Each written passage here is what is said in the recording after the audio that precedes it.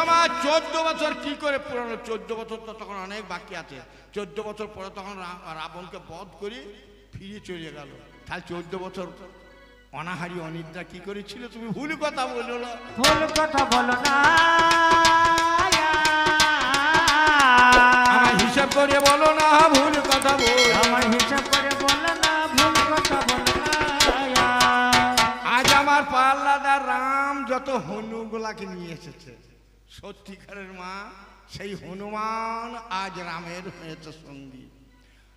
রামচন্দ্র, তোমার হনুমান তোমার দাস হলো কবে থেকে? আপনারা জানেন, রাম রসায়ন পড়ে দেখেন, রাম হনুমানকে চিনত না, হনুমানও রামকে চিনত না, হনুমানও রামকে চিনত না। দাস হলো কবে থেকে শুনে যান। যেদিন রামচন্দ্র লক্ষ্মণকে বলে যাও ফুল তুলে নিয়ে এসো, দেবীর হয়ে ফুল তুলতে যায় লক্ষ্মণ, হনুমান বসে আছে, বলছে দাঁড়া, ফুল তুলবি না, কারো বাবার ফুল নয়। লক্ষ্মণ বলছে আমি ফুল তুলবো। বই তোল। একটা ফুল তুলেছে আর লক্ষ্মণকে চিৎ করে ফেলিয়ে একটা পাথর চাপিয়ে দিয়ে তোর বুকে। লক্ষ্মণ চিৎ হয়ে পড়ে আছে, সে কাচিন চিতর মতো। রামচন্দ্র দিকে সন্ধ্যা লেগে গেল। সন্ধ্যা যখন লেগে গেল, তাহলে এখনো পর্যন্ত এলো না কেন? লক্ষ্মণ এলো না কেন? রামচন্দ্র চিন্তা করছে লক্ষ্মণ। লক্ষ্মণ তখন দেবী দেহ বলছে দাদা গো এইখানে। যে দেখছে লক্ষ্মণ পাথর চাপা পড়ে আছে, হনুমান অদূরে বসে আছে, বলছে এক পাথরকে চাপাইলি? হনু বলছে আমি। খুলে দে পাথর। বলছে বাপের বেটা বলিস খোল। হনুমানের সঙ্গে রামের পরিচয় হলো। বাপের বেটা বলিস তোল। যেই তুলতে যেতে বলছে প্রস্তুত হও, তুমি যুদ্ধের জন্য প্রস্তুত হও। রাম বলছে তুই আমার সঙ্গে যুদ্ধ করবি, আয়। এবার হনুমানে আর রামচন্দ্রের প্রবল যুদ্ধ। হনুমান আর রামচন্দ্রের প্রবল যুদ্ধ, ত্রিভুবন কাঁপছে। রামচন্দ্র হেরিয়ে যাচ্ছে, হনুর কাছে আর পাচ্ছে না। তখন বলছে হে শিব শঙ্কর, আমাকে বাঁচাও। দেবাদিদেব মহাদেব মাঝখানে নেমে ত্রিশূল নিয়ে হনুকে মারতে যাচ্ছে। পার্বতী মাঝখানে নেমে গেছে। দুর্গা দুর্গা বলছে হে মহাদেব থামো, মহাদেব তুমি থামো। বলছি কেন, কাকে মারছো? বলছি হনুকে। বলছি হনুটু কে? তা আমি জানি না। বলছে হনুটু তোমার বেটা মনে নাই? তোমারই তো শুক্র কিচে ওর জন্ম হয়েছে, তাহলে তো তোমার পুত্র। তো আমার মনে নাই, কারণ ভোলানাথ তো সব ভুলে গিয়েছে, ও নিজের বউকেও ভুলে যায়। ভোলানাথ বলছে হনুমান, হনুমান হনুমানকে বলছে দুর্গা, হনুমান এই মহাদেব তোর বাবা। তো সত্যি মা?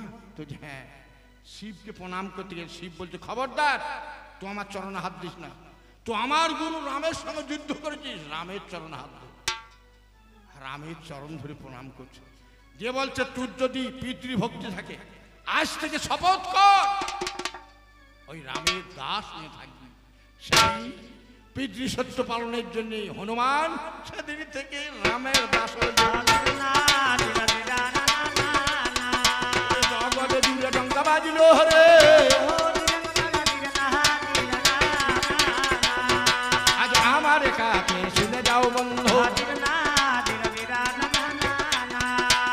আসল কথা শোনো।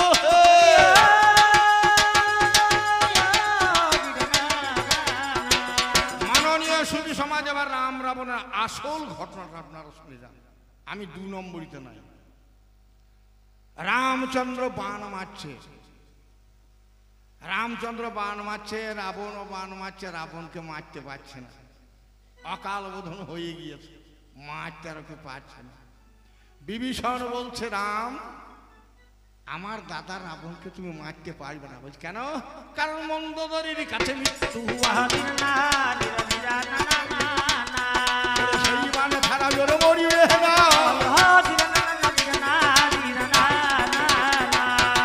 সেই বাণটা রাবণকে কে দিয়েছিল? যেদিন মন্দোদরীর সঙ্গে বিয়ে হয়, ময়দার ওবের কন্যা মন্দোদরী।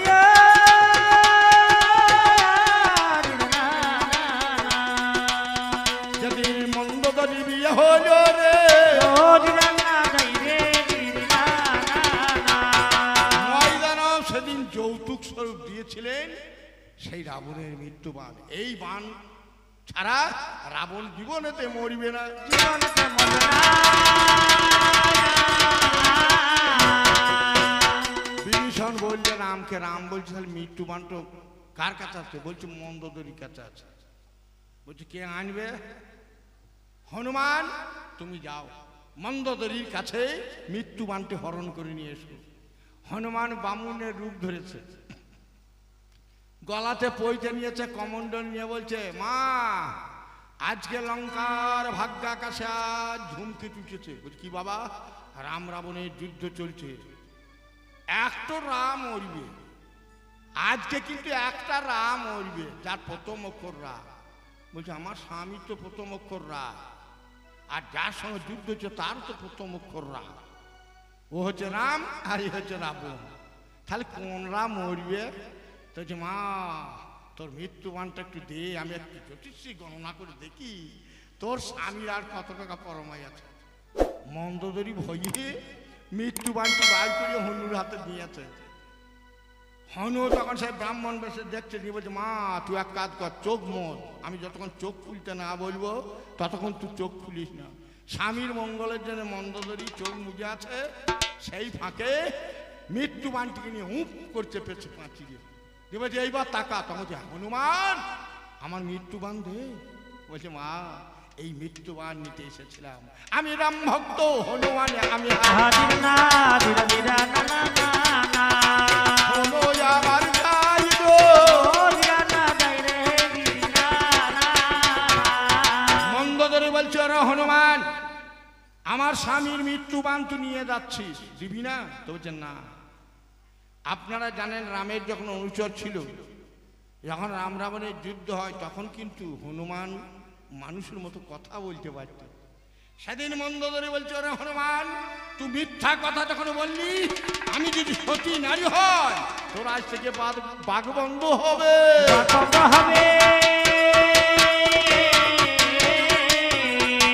মাননীয় সুধী সমাজ সেই দিন থেকে হনুর মুখের বাঘ বন্ধ হয়ে গেল। ওরে সতী নারীর বাক্য হবে,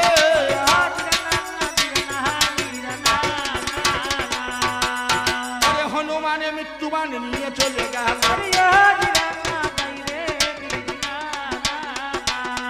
এবার রামের হাতে দিল রে,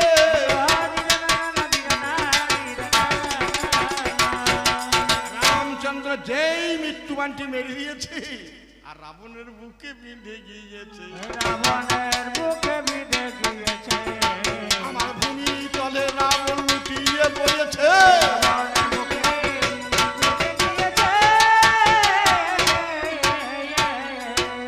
রাবণ পড়েছে, বুক দিয়ে দরদর করে রক্ত বেরোচ্ছে, মুখ দিয়ে ঝলকে ঝলকে রক্ত বেরোচ্ছে। রামচন্দ্র হনুমানকে বলছে হনুমান এবার অশোক বনে সীতাকে নিয়ে এসো। রাবণ বধ, ইন্দ্রজিৎ বধ হয়ে গেছে, তরণী সেন বধ হয়ে গেছে, অতিকায় বধ হয়ে গেছে, লঙ্কা শূন্য শেষকালে রাবণ বধ হল। হনুমান যাও অশোক বনে সীতাকে নিয়ে এসো। হনুমান বলছে ওই দেখো সীতা আসছে। সীতা কাঁদতে কাঁদতে ছুটে আসছে, রামচন্দ্র বাহু পাশে ধরতে গেল, রামকে ছুড়িয়ে ফেলে দিয়ে রামকে পাশে সরিয়ে দিয়ে কাঁদতে কাঁদতে রাবণের বুকে পড়ে সীতা কাঁদতে লাগলো। রাম অবাক, যে সীতার জন্য আজ রাবণ বধ, সেই সীতা রাবণের বুকে পড়ে কাঁদছে কেন? মাননীয় সুধী সমাজ, আমি যে ভাবধারায় গান করছি এটা কিন্তু কীর্তিবাচী রামায়ণে পাবেন না। সাধক রামপ্রসাদের লেখা জগদ্রামী রামায়ণ যার বাড়িতে আছে, আমার এই ভাবগুলো সেই জগদ্রামী রামায়ণ রামপ্রসাদ লিখেছেন। যে রামায়ণ সেই রামায়ণ ধরে আমি বলছি।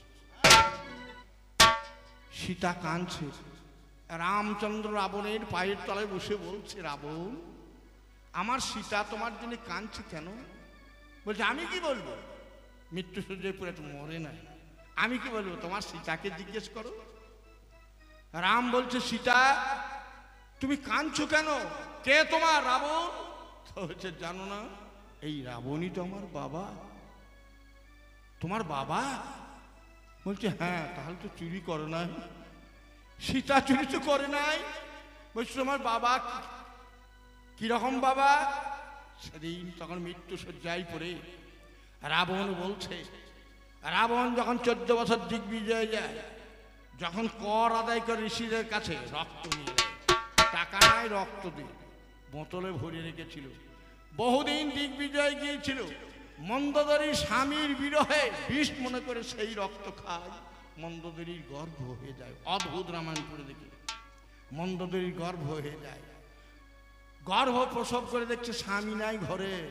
ছেলিয়া যদি এসে দেখে তাহলে তো আমাকে তো আমি অসতী হয়ে যাব। সেই গর্ভ অবস্থায় সেই মেয়েটিকে কুরুক্ষেত্রের মাঠে ফেলে দিয়ে আসে। জনক রাজা যজ্ঞ করে যখন নাঙল বইতে যায়, সীতাতে উঠল মেয়েটি, নাঙলের সামনে পড়ে আছে, কোলে করে তুলে নিয়ে গেল, নাম রেখে দিল সীতা। তাহলে মন্দোদরীর গর্ভে যদি সীতার জন্ম হয়, মন্দোদরীর স্বামী তো রাবণ, তাহলে সীতার বাবা রাবণের রাজা।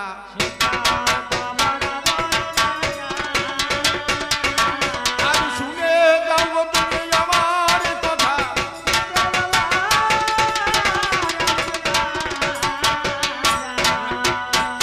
রামচন্দ্র অবাক। রাম বলছে, রাবণ আমি তো কিছুই বুঝতে পারছি না, তুমি কে? রাবণ বলছে, মৃত্যু শয্যায় পড়ে বলছে, রাম তুমি আমাকে চেনো না, কিন্তু আমি তোমাকে চিনি। বলছি তুমি আমাকে চেনো? তো বলছি হ্যাঁ। বলছি আমি চিনতে পারছি না। চিনতে পারবে না, পৌলস্ত পত্নীর অভিশাপ আছে, তুমি চিনতে পারবে না। বলছি তুমি চেনো? রাবণ বলছে হ্যাঁ। আমি কে বলতো?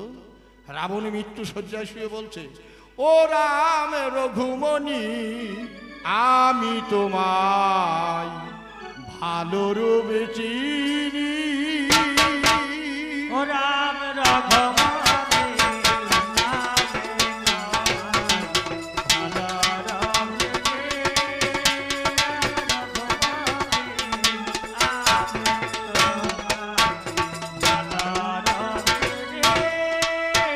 রামচন্দ্র বলছে, বলো রাবণ আমি কে? আমি রাম কে? রাবণ মৃত্যু শয্যায় শুয়ে বলছে, হে রাম তুমি গোলকেরি শ্রী গোবিন্দ বৈকুণ্ঠের চূড়ামণি, আমি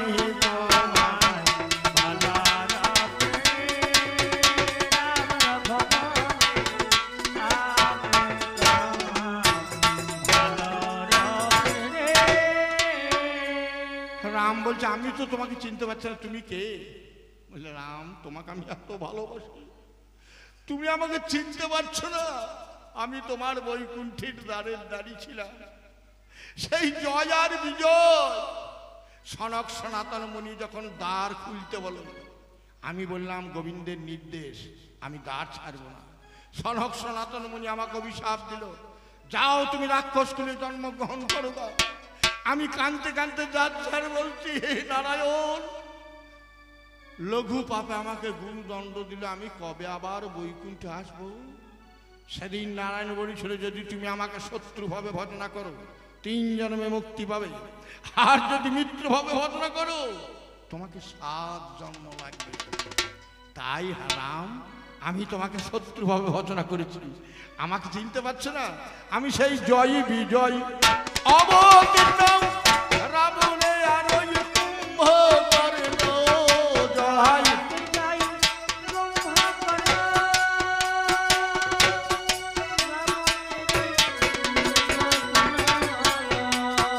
ওরে জয় বিজয় অবতীর্ণ রাবণে আর ওই কুম্ভকর্ণ, ধন্য আমার রাক্ষস জন্ম, ধন্য আমার রাক্ষস জন্ম, এসেছে নাম রঘুমণি, আমি তোমার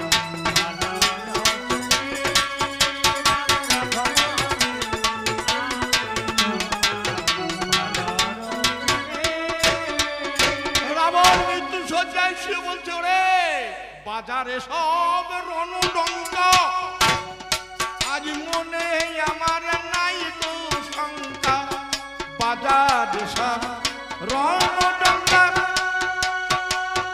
মনে আমার নাই তো শঙ্কা, আমার ধন্য হলো সোনার লঙ্কা, ধন্য হলো সোনার লঙ্কা, রাও দাও রাম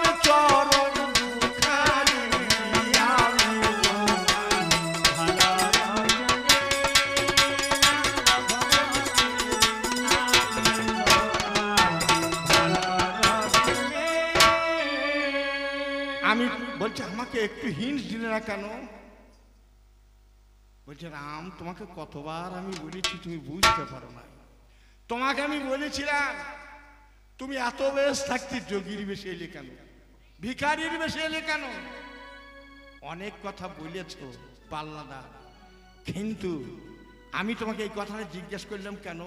আপনারা সবাই জানেন ভিখারির বেশে, সাধুর বেশে যদি আপনি আমেরিকা যান, ফ্রান্স যান, জাপান যান, আপনাকে পাসপোর্ট লাগবে না। আপনাকে আপনি গেলে পর পাসপোর্ট দিতে হবে, তবে আপনাকে আর এক দেশে ঢুকতে দেবে। কিন্তু ভিখারি বা যোগী সাধুদের কোনো পাসপোর্ট লাগে না। সামান্য যদি বিশ্বাস হয়, ট্রেনের যদি টিকিট কেটে আপনি যান, আপনি যদি টিকিট না কাটেন আপনাকে চেকার ধরবে। কিন্তু একটা ভিখারি যদি ট্রেনে যায় তখন তাকে ধরবে না।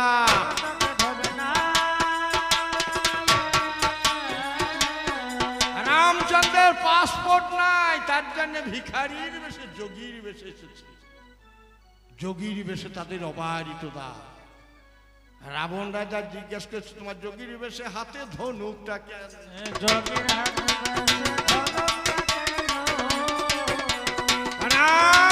তখন তুমি বুঝতে পারো না আমি কে তোমাকে বলছি? বলছো না, আমি তোমার যখন এই ধনুকটা কি বলছে বলুন তো? বলছে বশিষ্ঠ মুনির আশ্রমে ধনুকটা পেয়েছি। এমন কথা বললো না। তা তুমি বললে তো বেশ করছো, আমি তোমাকে দোষ দেবো না। এই ধনুকটা রামের হাতে যে ধনুক, সে ধনুকটার নামটি হলো হরধনু। হরধনু কখন পাই আপনারা জানেন? সীতার যখন বিয়ে হয় তখন জনগণরা বলেছে এই হরধনুকে যে গুণ দিতে পারবে, হরধনুকে যে ভঙ্গ করতে পারবে, মানে ভাঙতে পারা লয়, কুঞ্জ ভঙ্গ মানে কুঞ্জ ভাঙা লয়, কুঞ্জকে গঠন করা। এই হরধনুকে যে গুণ দিয়ে তৈরি করতে পারবে, আমি তার হাতেতে সীতার বিয়ে দেব।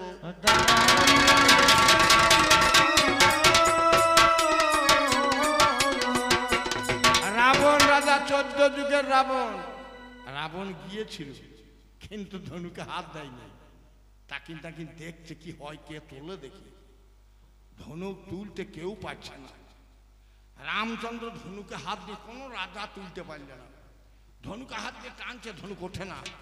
আবার যখন ধনুকটুকে ছেড়ে দিচ্ছে তখন ধনুক কাঁদছে, একবার তোলো রাম, তোলো রাম।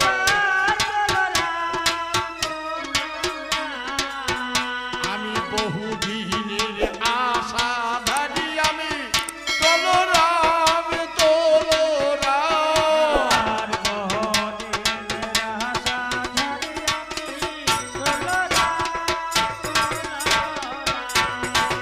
রাজবাড়িতে সবাই রাবণ রাজাও শুনতে ধনুক কথা বলছে, বলছে রাম আমাকে তোলো।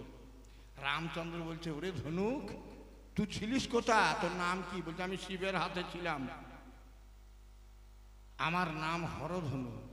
ও তা তুই মিথিলাতে কি করে এলি? বলছে জামদাগ্নি মুনির বেটা 30 সপ্তবার ক্ষত্র নিধন করার জন্য শিবের তপস্যা করে যে হরধনুটা পরশুরাম পায়। তা পরশুরাম পেলে তা তুই মিথিলাতে কি করে এলি? বলছে 30 সপ্তবার ক্ষত্র নিধন করার পর এই দিকেই পরশুরাম যাচ্ছিল। সীতা তখন নাবালিকা, বাচ্চা মেয়ে। জনগণরা সামনে পড়ে বলছে এই মেয়েটা কার? জনরাজা বলছে আমার মেয়ে। বলছে তোমার মেয়েকে আমি বিয়ে করি, পরশুরাম বলছে। জনরাজা বলছে ঠিক আছে, আমার মেয়ে সাবালিকা হোক, তোমার সঙ্গেই বিয়ে দেবো। তখন বলছে শোনো, তোমার মেয়ে বড় হোক, আমি এখন মহেন্দ্র পর্বতে তপস্যা করতে চললাম, আমি ফিরে এসে কিন্তু বিয়ে করব। তখন বলছে ও মুনিবর শোনো। জনরাজা বলছে পরশুরামকে, বলছে মুনিবর তপস্যা করতে গেলে 10 বছর 20 বছর যদি কেটে যায়, তোমার যদি ধ্যান ভঙ্গ না হয়, আর আমার মেয়ের বিয়ের বয়স যদি পেরিয়ে যায়, তখন বলছে চিন্তা করো না, এই হরধনু তো তোমার ঘরে রেখে গেলাম, এই ধনুকের যে গুণ দিতে পারবে তার সঙ্গে তুমি সীতার বিয়ে দিও, নইলে আমি ফিরে এসে সীতাকে বিয়ে করিব।